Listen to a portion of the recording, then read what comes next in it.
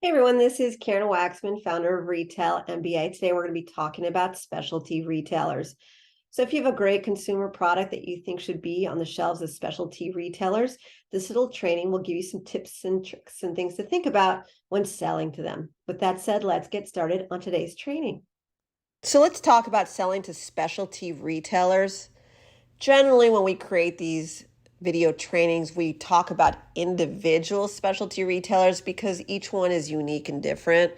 So I really just wanted to create one of the general dealings with specialty retailers, the uniqueness of them and what you need to think about in regards to selling to them in this short video training.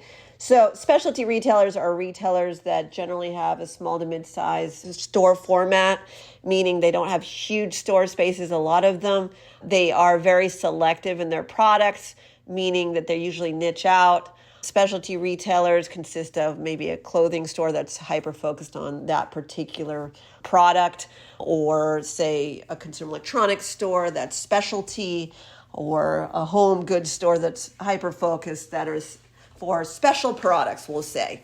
Ultimately, it just means a retailer is focused on a particular category and they do it well.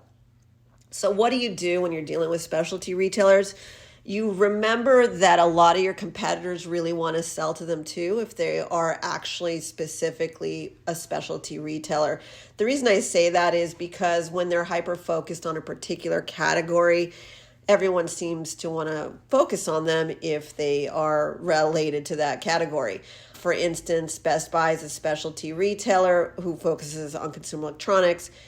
Everybody with the consumer electronics product really wants to work with them because of the fact that they're so specialized. And it makes sense, right? They are really interested in one category. It's very exciting for vendors and so forth. The problem with that is all your competitors are going to these specialty retailers to try to sell them, and it makes it difficult for the buyer to say yes to you because they've seen everything across the board. Same thing for like a clothing brand. They are hyper focused on a particular category. You really have to remember that all your competitors are contacting them. With that said, they reject you more with specialty retailers, whereas department stores and other ones I've seen over the years have been a little bit more lenient because they have so many different types of products.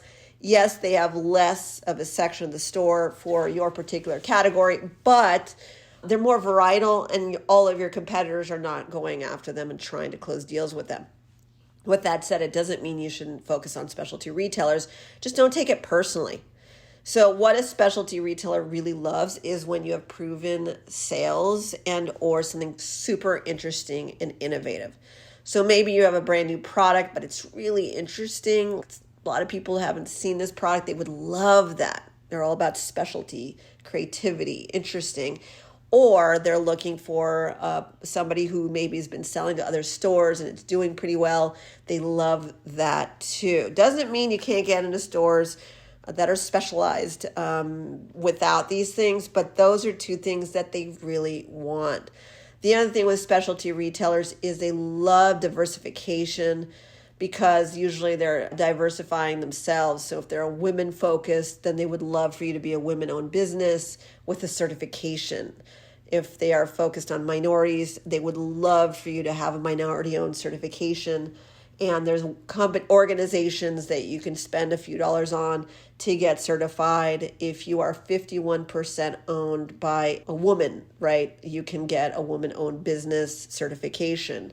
Same thing for minority-owned companies and so forth. Really what it comes down to, anything you can do to get in would include being aligned with their audience, showing certifications, or just being aware that if they're rejecting you, they would love for you to show proof because they've seen every product imaginable for their particular category. Anyways, there's so much more to say. If you want to learn about individual specialty retailers, we've probably created a video on it. You can go to our YouTube channel or go to our blog at retailmba.com. We are a retail consultancy that helps people get into specialty retailers, online retailers, catalogs, all the different things. You can take a look at what we're up to at retailmba.com. This is Karen Waksman, Retail MBA. Hope this helped.